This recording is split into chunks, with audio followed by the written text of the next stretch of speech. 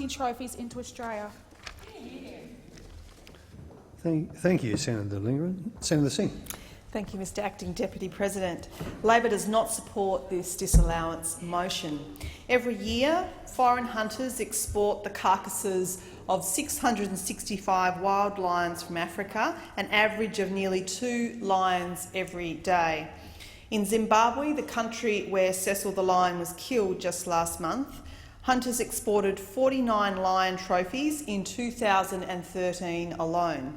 Since Cecil's death in early July, it's likely that at least a dozen other lions have been shot by trophy hunters.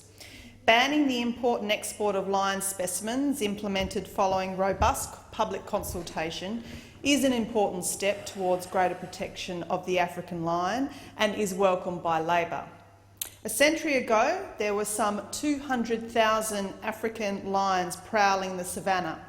Now, according to the last complete assessment in 2012, there are as few as 32,000 left. So that's 200,000 down to 32,000, living on less than 20% of the land that they used to roam on. They're considered vulnerable by the IUCN Red List, and last October the US Fish and Wildlife Services proposed to list the species as threatened under the Endangered Species Act. Labor believes it is effectively impossible to justify the continued hunting of a species that has declined by more than 80% in the past 50 years, by invoking benefits to local communities and by mentioning that areas leased to hunters increase the scope of habitat available to wildlife beyond that available in protected areas. So therefore, Labor cannot support this disallowance of the ban of importing lion specimens or lion hunting trophies, because research has also shown us time and time again that trophy hunting of African lions is a threat to the survival of lions in the wild. On top of that, it simply does not flow that there are any social or economic benefits of trophy hunting to local communities.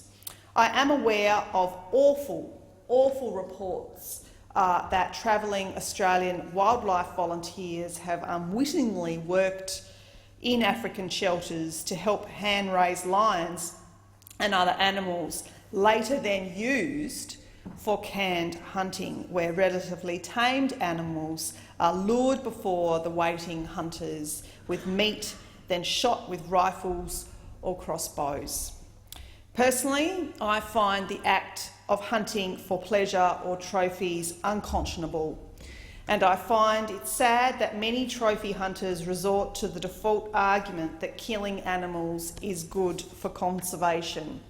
Countries that are active in the trophy hunting trade have seen the biggest decreases in lion populations, putting genuine conservation efforts at risk.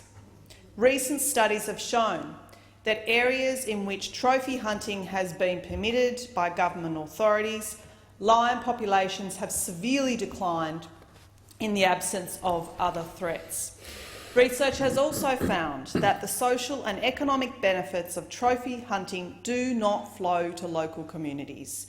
Research published by the Pro-Hunting International Council for Game and Wildlife Conservation and the UN Food and Agriculture Organisation found that the hunting companies contribute only 3% of their revenue to communities living in hunting areas. And according to a 2013 report by the International Fund for Animal Welfare, trophy hunting accounts for 0.27% or less of the GDP of each African country in which it's conducted. Labor supports the appropriate use of powers under the Environment Protection and Biodiversity Conservation Act to further the protection of threatened and endangered species around the world, and therefore does not support this disallowance motion.